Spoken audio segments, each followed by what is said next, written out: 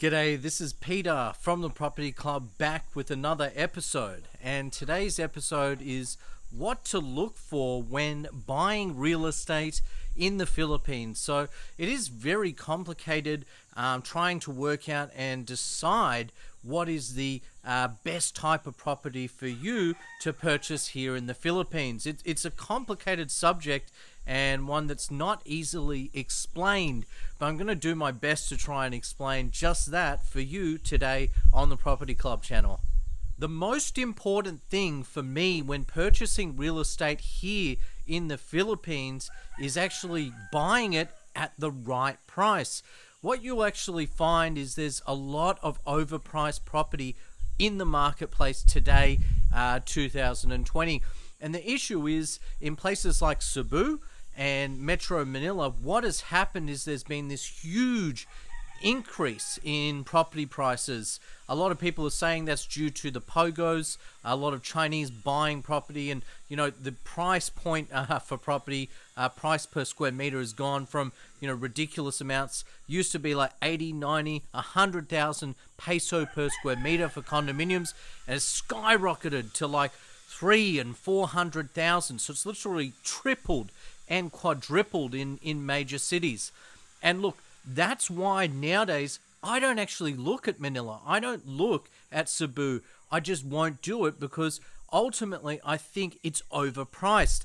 And the other thing too, it's a condominium. So preferably speaking, I would prefer to purchase a leasehold land or a house over a condominium any day of the week. And I'll tell you why. What I found here in the Philippines is there is a shortage of holiday let properties. What you'll notice in the Philippines is big 4 and 5-star brands all over the Philippines. Doesn't matter where. It could be a remote location on the beach, could be in Metro Manila, doesn't matter where. But hotels in the Philippines are not cheap.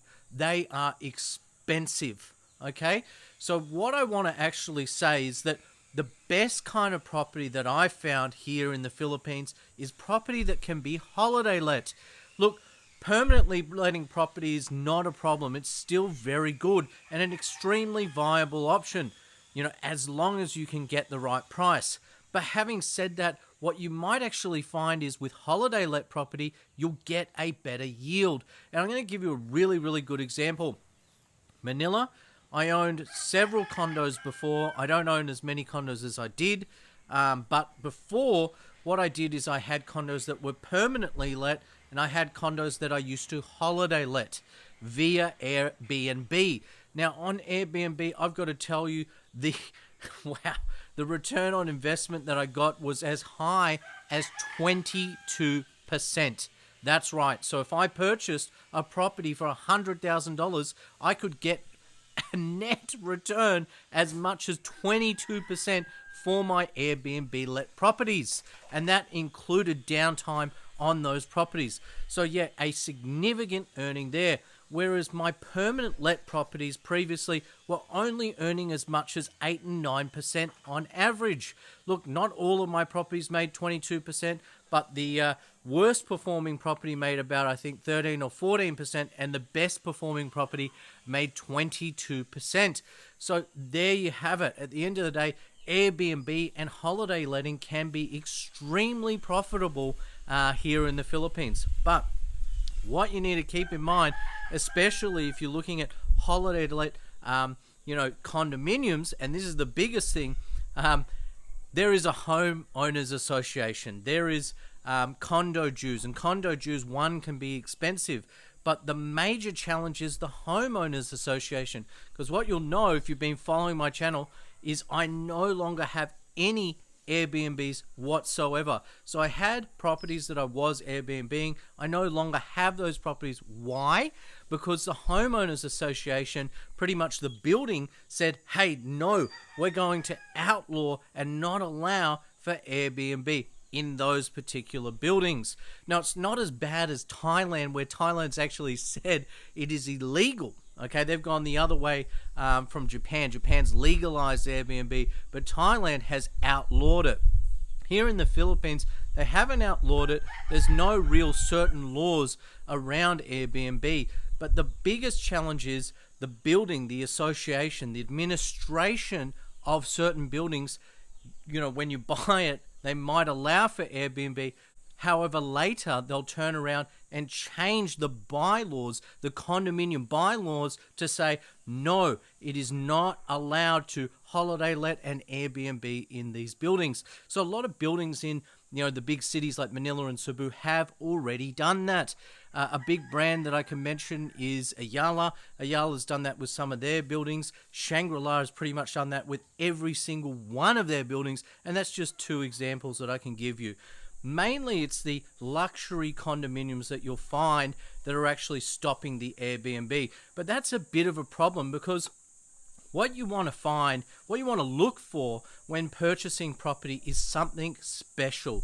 You want to find something unique. Now, if it's condominium, it might just have that beautiful view. It could just be, the best location. It's close to, shopping malls, restaurants, and nightlife. You want something special with your property. So look, that leads me back to, this is why, with the homeowners association and changes with the bylaws that can happen with condominiums, I always believe you're going to be better off purchasing a house and land. So whether that's freehold and you're allowed to buy a freehold, or even a leasehold. Honestly speaking, I'll give you one example.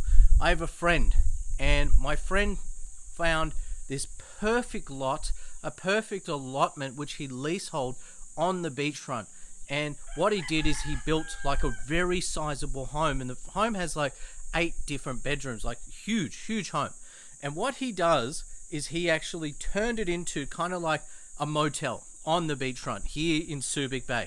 Okay, so literally he can rent out individual rooms in his house on Airbnb. So ultimately what he's done is he's not just bought a house to live in for himself, but what he's also done is started a business, a hotel business. And because he has 8 rooms, he's always going to have another room to let out and make more and more money. So for him personally, he's done extremely well. So what I would say is you want to be a pioneer. Gone are the days coming to Metro Manila and saying, oh wow, this is something new. It's not new. There's already millions of apartment buildings in Manila. You have a lot of competition. Have a look outside the city. Have a look at some more remote locations with something special. A beautiful beach, mountains, hiking, maybe waterfalls. A good example would be actually Belair. I went there last year, and honestly, when this lockdown is over, that is the next place I'm going. It's back to Belair. I really like Belair because it's undeveloped, and this is what you're looking for. You're looking for those beautiful, untouched paradises that have still relatively cheap property prices, where you can move in, buy cheaply, and wait for things to develop and make a lot of money. And even in the interim, because these places are so remote and undeveloped, you're going to have extremely low competition when trying to rent your property versus someone else's property. So that's a big thumbs up. All right, that is the biggest thing that I would say. Okay, now you might say, hey, look, I don't want to, buy in some crazy remote place that nobody knows about.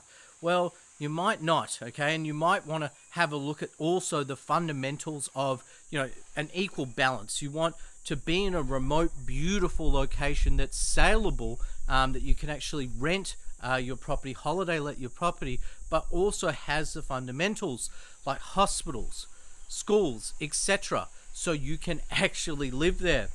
One good example is, let's say you found a beautiful location in Palawan, and I like Palawan. I think Palawan's a beautiful place. But what I was thinking is, what happens if one day you're on the beach in Palawan, okay, all money aside, right, and you're swimming and you step on a stonefish? You got to think for a second, is there a hospital nearby? Will they be able to treat you? Will they be able to help you with the, this stonefish if you stepped on a stonefish? Or are you going to die? Now that might sound silly, but it's not, okay?